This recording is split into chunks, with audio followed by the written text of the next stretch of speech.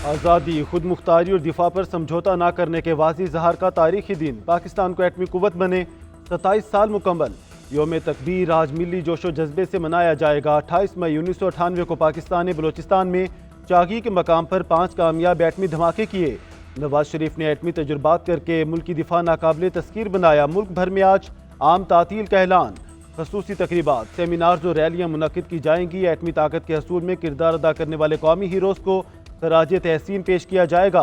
सदर मुमलिकत और वज़ीर आज़म की कौम को मुबारकबाद। मुल्क की दिफा कौमी मफाद के लिए किसी कुर्बानी से दुरेग न करने का अज़म।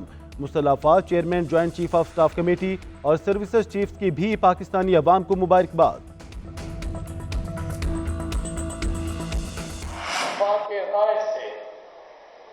फैसला किया गया कि यकम जुल्हज्जा 1446 हिजरी 29 मई 2025 बरोज जुमरात को होगी और ईद उल अजहा 7 जून 2025 बरोज हफ्ता को इंशाअल्लाह अज़ीज होगी। पाकिस्तान में जुल्हज का चांद नजर नहीं आया। ईद उल अज़हा 7 जून बरोज हफ्ता होगी। चेयरमैन मरकजी रोयते हिलाल कमेटी अब्दुल खबीर आज़ाद का ऐलान। कहा कराची, लाहौर, पिशावर, कोयटा समेत मुल्क के किसी हिस्से में चांद नजर आने की कोई शहादत मौसूल नहीं हुई। उधर सऊदी अरब में जुल्हज का चांद नजर आ गया। मनासिक हज का रुकन आज़म वकूफ़ अरफा 5 जून को अदा किया जाएगा। सऊदी अरब समेत खलीजी ममालिक में ईद उल अज़हा 6 जून को मनाई जाएगी।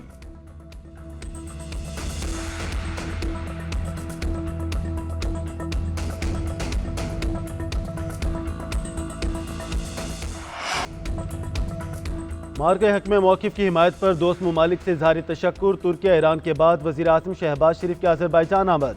लाचीन में सदर इल्हाम अलियूफ से अहम मुलाकात। नायब वज़ीर आज़म इसहाक डार और फील्ड मार्शल आसिम मुनीर की शिरकत। शहबाज शरीफ ने भारत के साथ जंग के दौरान हिमायत पर शुक्रिया अदा किया।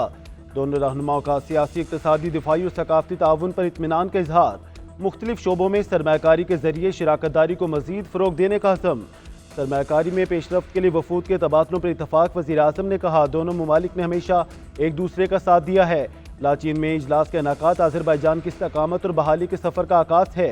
शहबाज शरीफ ने आज़रबाईजान के यौम आज़ादी के मौके पर सदर और अवाम को मुबारकबाद भी पेश की।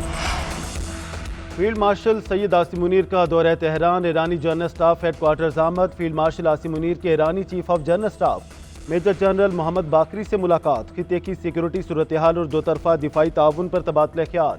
दिफाई राब्ते मजबूत बनाने और सरहदों पर सिक्योरिटी मैकेनिज्म बेहतर बनाने पर इतफाक़ किया गया। ISPR के मुताबिक फील्ड मार्शल सईद आसिम मुनीर को ईरानी मुसल्लह अफ़वाज के दस्ते ने गार्ड ऑफ ऑनर पेश किया। इससे पहले उन्होंने वज़ीर आज़म के हमरा ईरानी क़यादत से मुलाकातें की। भारत को जग हसाई पर भी अकल न आई। नरेंद्र मोदी मार्के हक में तारीखी पटाई भूल गया। पाकिस्तानी नौजवानों को गोली मारने की धमकी। पाकिस्तान ने मोदी के बयानात इंतखाबी मुहिम का थिएटर करार दे दिए। आलमी बरादरी से इश्तियाल अंगेज बयानात का नोटिस लेने का मुतालबा। तर्जुमान दफ्तर खारजा का कहना है पाकिस्तान अपनी सालमियत और खुद मुख्तारी का हर कीमत पर दिफा करेगा। मोदी ने सियासी भड़कबाजी की। एटमी रियासत के सरबराह का नफरत अंगेज और तशद्दुद को बढ़ावा देने वाला बयान परेशान कुन करार। इश्तियाल अंगेजी का मकसद कश्मीर से तवज्जो हटाना है।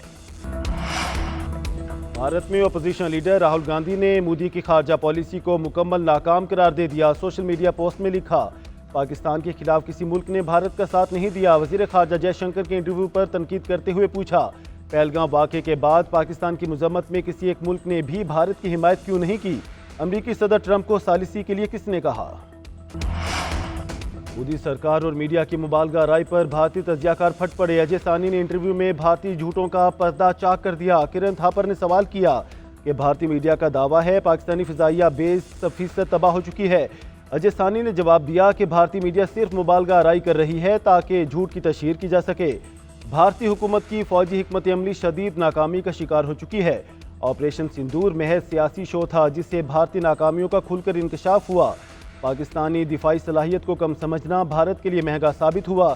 जंगी हिकमत अमली की समझबूझ की कमी भारतीय हुकूमत का संगीन मसला है।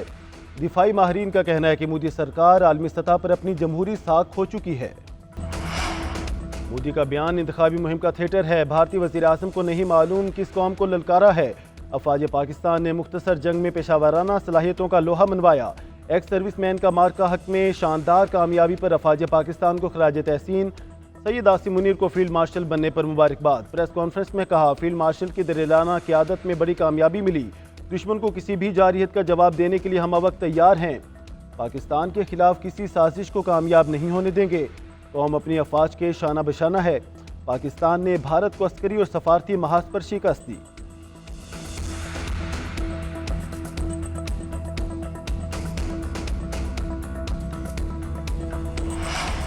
कुछ लो और कुछ दो की बुनियाद पर बात करने के लिए तैयार हैं। बताया जाए बानी पीटीआई से क्या चाहिए। अलीमा खान का सवाल, एक बार फिर मुज़ाकरात की पेशकश कर दी। इस्लामाबाद हाई कोर्ट के बाहर मीडिया से गुफ्तगू में कहा, 2 साल से बताया नहीं जा रहा कि बानी पीटीआई ऐसा क्या दें कि आप उन्हें रिहा कर दें। हमें धमकियां दी जा रही हैं मगर हम नहीं डर रहे। आप भी ना डरें और आकर बात करें। अलीमा खान ने मीडिया के सामने बैरिस्टर गौहर से 5 जून को भाई की रिहाई के बारे में पूछ लिया। चेयरमैन पीटीआई ने जवाब दिया कि उनका मकसद तो ये था केस 5 जून को लगा तो बोगस होने की वजह से खत्म हो जाएगा। वज़ीर आला अली अमीन गंडापुर ने कहा, वो बानी पीटीआई के साथ थे, हैं और रहेंगे।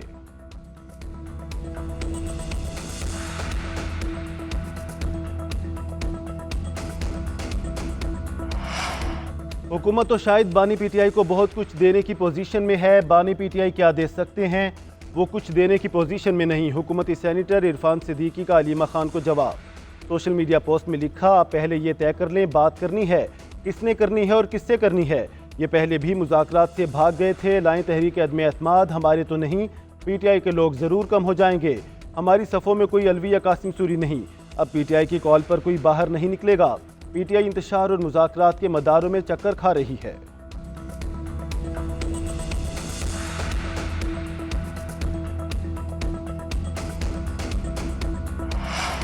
अदियाला जेल में बानी पीटीआई से मुलाकात का दिन। नौरीन खान न्याजी और उज़मा खान की भाई से मुलाकात। तर्जुमान बानी पीटीआई न्याजुल्ला न्याजी और इरफान खान न्याजी को नाके पर रोक लिया गया।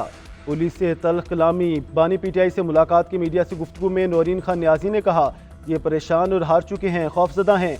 इनको हमारी मुलाकात समेत हर चीज़ से डर लगता है।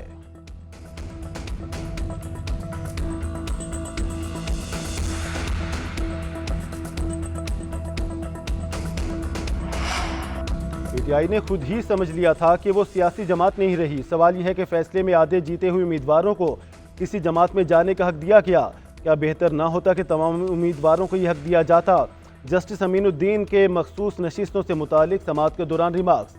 जस्टिस जमाल मदुखेल ने कहा कि सुप्रीम कोर्ट में तो सिर्फ तहरीक इंसाफ की इंटर पार्टी इलेक्शन का मुकदमा था। नए जजिस को हकाइक बताने के लिए सलमान इकरम राजा ने तहरीक इंसाफ से वाबस्तगी से मुतालिक दूसरा हुक्म चैलेंज नहीं किया। इलेक्शन के दौरान भी तहरीक इंसाफ ने सर्टिफिकेट जमा कराए। जस्टिस नुसरत हिलाली ने कहा कि सुप्रीम कोर्ट ने सिर्फ इंतखाबी निशान का फैसला किया था, पार्टी बरकरार थी। केस की मजीद समाअत जुमेरात तक मुलतवी।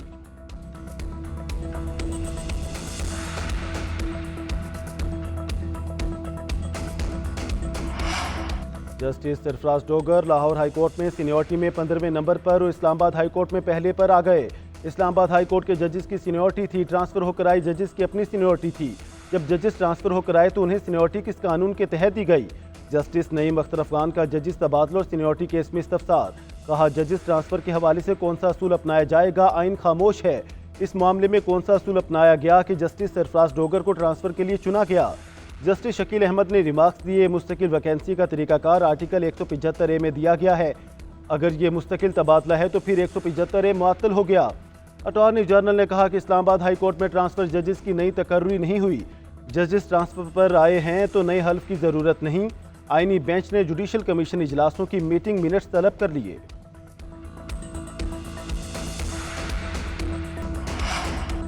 आज़ाद कश्मीर और खैबर पख्तूनख्वा में तूफ़ान बादोबारा। मुल्क के मुख्तलिफ इलाकों में मौसम की करवट। मुजफ्फराबाद के नवाही इलाके बलग्राम में क्लाउड ब्रस्ट। मुतादिद मकानात बरसाती नाले में बह गए। मस्जिद को भी शदीद नुकसान। एक खातून जाँ बहक, कई अफराद लापता। पेशावर में आंधी के साथ मूसलाधार बारिश, दरख्त उखड़ गए। सोलर पैनल्स और गाड़ियों को भी नुकसान। हयाताबाद क्रिकेट स्टेडियम का जंगला गाड़ियों पर गिर गया। अटक और बालाकोट में गरज चमक के साथ बारिश। तवाबी में बारिश से नशेबी इलाके ज़ेरे-आब। नदी नालों में तुगियानी। मकान की छत गिरने से माँ और बेटा शदीद जख्मी। सवाद, जमरूद और लंडी कोतल में बारिश और जालाबारी। मानसहरा, बाबू सटॉप, वादिया कागान और नारान में बर्फबारी। गौर कोहिस्तान में बारिश और लैंडस्लाइडिंग से शाहराह कराक्रम बंद। बलोचिस्तान में चमन, किला अब्दुल्ला, तोबा चकजई, पशीन और कई मकामात पर आंधी। सोलर पैनल्स और ज़रई फार्म्स को नुकसान पहुंचा। काली घटाएं, तेज हवाएं और बरसात। इस्लामाबाद, रावलपिंडी और मरी में बादलों की घन गरज, तेज हवाओं के साथ बारिश और जालाबारी। कई मकामात पर दरख्त और बिजली के खंभे गिर गए। लाहौर और शेखपुरा में भी आंधी। महकमे मौसमियात का गुजरावाला, सियालकोट, मुल्तान समेत पंजाब भर में बादल बरसने का इम्कान। उधर KPT ने कराची में तूफानी बारिशों की पेशगोई कर दी। मानसून अलर्ट जारी। अलर्ट के मुताबिक जहाज़ों को बहिफाजत बर्थिंग कराई जाएगी। बॉर्डिंग लाइन्स की सेटिंग और टिंग्स के लिए फौरी मदद की रसाई को भी मुमकिन बना दिया गया। स्टैंड बाय पायलट की सहूलत भी मुहैया। ड्रेन लाइनों की चेकिंग और ब्लॉकेज को फौरी तौर पर हटाने के ऑर्डर्स भी जारी कर दिए गए।